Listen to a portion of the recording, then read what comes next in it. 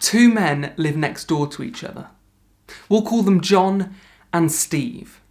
John is known as a genuinely good guy who helps those in need, while Steve, he is an addict of various substances and is known to be extremely abusive to those who he claims to love. Now, these two neighbours, they got on just fine for many years. But something happened a few years ago that would turn these two guys into arch enemies who now despise each other. When John was at the hospital watching his daughter being born, Steve barged into the delivery room and in front of the nurses and doctors said, "You know what, guys? I would be a far better parent, father to that girl than John ever could." Now, most people in John's shoes would tell Steve in no uncertain terms to leave, but not John. John saw this as an opportunity to simultaneously take down his nemesis and also vindicate himself as the better person and the rightful parent of his daughter. He devised a master plan. He allowed Steve to become the legal guardian, the legal parent of his biological daughter. Fast forward 5 years, John knows that his daughter is being abused on a daily basis by Steve. He hears her screams. He sees her bruises. But John decides that it's best not to intervene and inform the authorities. At least not for another decade.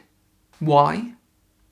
Well, even though his daughter is utterly miserable, he plans over the next 10 years to take extensive video footage and take thousands of photos as well of the abuse taking place. That way, in 10 years' time, when he collates all of this evidence and takes it to the police station, he is sure that Steve will be put behind bars for life. Once his nemesis Steve is finally out of the picture, he theorises that he will once again be appointed as the legal parent of his daughter. And he plans on taking her far, far away to live on a farm in the middle of nowhere with an orchard and a stream and animals. John thinks that it will be paradise on earth. Are John's actions morally justifiable? He certainly thinks so. He rationalises that his behaviour is morally acceptable because he is not causing the girl's suffering. He is merely temporarily allowing it to happen. But ask yourself this.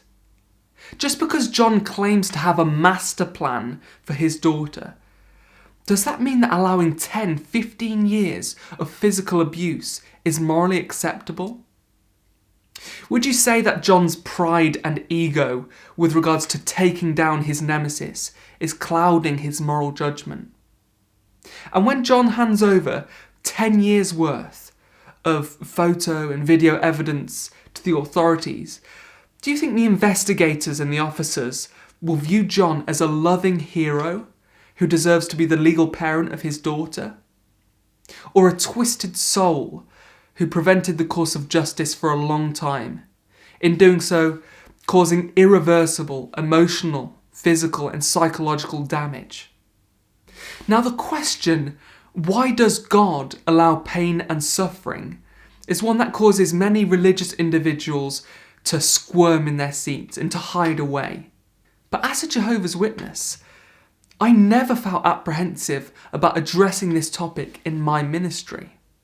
I knew that unlike the vast majority of the population, I possessed, in this book, What Does the Bible Really Teach?, a satisfying and coherent answer. If you haven't already guessed, it is the story of John and Steve, but played out on a biblical scale. John representing Jehovah and Steve Satan. Just like Steve, Satan was there at the birth of our species. Satan questioned Jehovah's right to rule, implying that mankind would be better off without God's rulership. Hence, Jehovah and Satan became arch enemies who despised each other. It was Jehovah who immediately formed a master plan, a means in which he could simultaneously take down his opponent and also vindicate his own name. Just like John, Jehovah would be absent. He would allow Satan the opportunity to rule the world and inflict misery upon his children. As 1 John 5:19 states, currently the whole world is lying in the power of the wicked one. But don't worry, I used to tell people, very, very soon, after allowing not 10 or 15 years of pain and suffering to go by, but 6,000 years, Jehovah will eventually step in and end Satan's rulership of this planet. Why is God waiting so long? Well, he is allowing Satan ample time to demonstrate whether he is in fact a good ruler, a good parent to our species. And the evidence, the photos and videos, so to speak, is pretty damning. A world full of famine, disease, illness, cancer, rape, slavery, murder, mass murder, and more. Jehovah believes that Satan will rightfully be imprisoned and deserve his eventual death, as recorded in God's master plan at Genesis 3:15. Jehovah will then take some of his children away. He will be vindicated as the rightful ruler and parent of mankind and put them in paradise on earth. If you've never been a Jehovah's Witness, you will likely find that answer to the question, why does God allow evil and suffering, wacky and bizarre? Perhaps you were taught at a younger age that there is a far more logical and satisfying answer to that question. But there is an insurmountable problem. Whatever your answer is, you are still addressing a question which is inherently inescapable, for there cannot be a logical, satisfying answer. Just think, in the hypothetical illustration of John and Steve, I'm almost certain that not one person watching this video would agree with John's intended course of action. All of our consciences would unanimously compel us into action, to immediately step in, inform the authorities, and end the daily suffering of that girl. But not God. In the last 1,000 years alone, God has sat back, folded his arms, and passively watched on during the Black Death, the European witch hunt, the transatlantic slave trade, the Holocaust, the Rwandan genocide, and many more atrocities. And he has done nothing. Why do I label his plan and his behaviour as sinful? Because I judge him in accord with his own standards, as outlined in James 4:17. Whoever knows the right thing to do and fails to do it, for him it is sin. But what is it in particular that makes God's sin unforgivable? He tells us at Isaiah 46:10 that he possesses a certain supernatural ability. He says, "Only I can tell you the future before it even happens." See, what I failed to fully grasp as a Jehovah's Witness is that there exists a huge difference between allowing something to happen and knowing something's going to happen ahead of time and still allowing it to happen. For example, imagine walking down a busy street in your nearest city at 11 p.m. on a Saturday night. You witness a fight break out between two guys, and for whatever reason you decide it best not to intervene. What if, on the other hand, you knew exactly who would be involved in the fight? You knew the precise chain of events that would lead to that fight breaking out. And you were aware of what the result and the ramifications of the fight would be. What if you knew in advance that this fight would climax in the stabbing of an innocent man? That his death would in turn be the catalyst of his depressed wife taking her own life, leaving their 2 children orphaned. I would hazard a guess that just like me, with this knowledge, this foreknowledge, your conscience would be compelled into disturbing and therefore dismantling the precursory chain of events that led to that fight breaking out. If you just sat there like God, crossing your arms and doing nothing, I'm sure you would feel a degree of blood guilt. I remember asking my dad, has Jehovah really foreseen everything?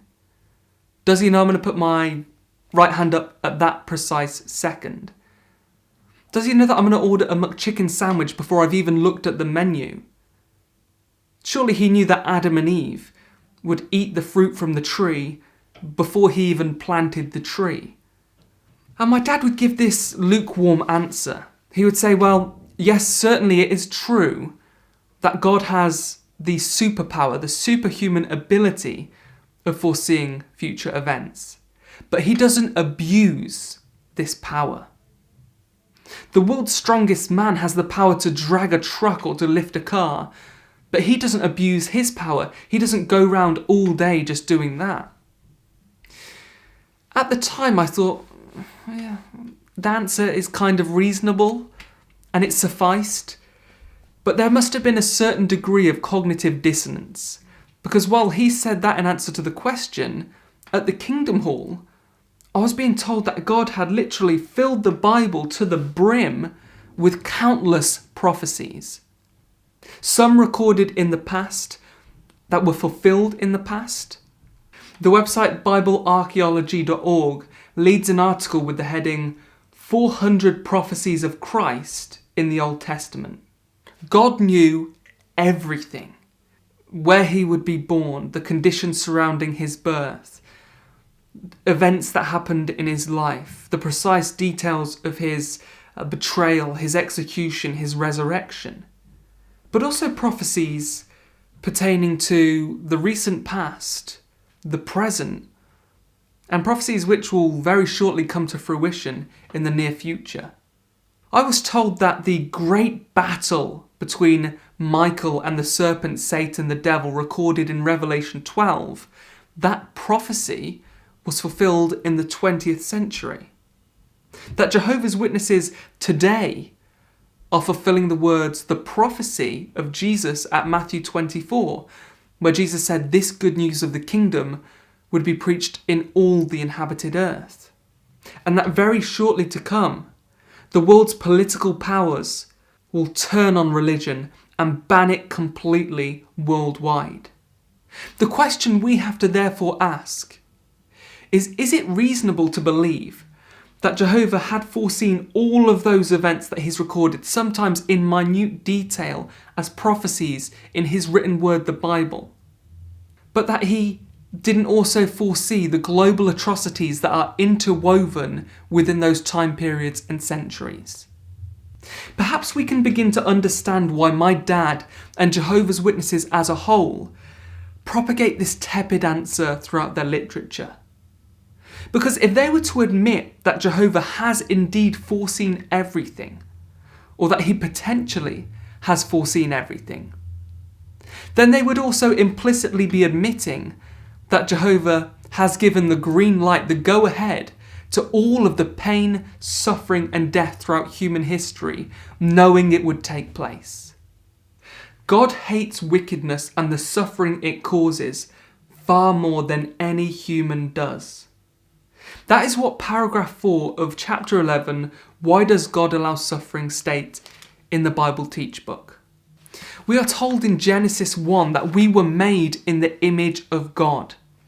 That is interpreted to mean that we were given capacity far above that of any other species of the animal kingdom. Our intelligence, but also our moral compass, our conscience, was programmed by God and replicative in many ways of his. Yet this is a classic case in point where our consciences unanimously stand in utter defiance of the action, or rather the willful inaction, of our alleged maker. Now I'm about to ask you a question which is going to sound almost blasphemous if you're a Christian. It's going to make you feel very uncomfortable. Should we forgive God? If you're a believer, your reaction's going to be, should we forgive God? No. The question is, can he forgive us? We fall short of his lofty standards on a daily basis.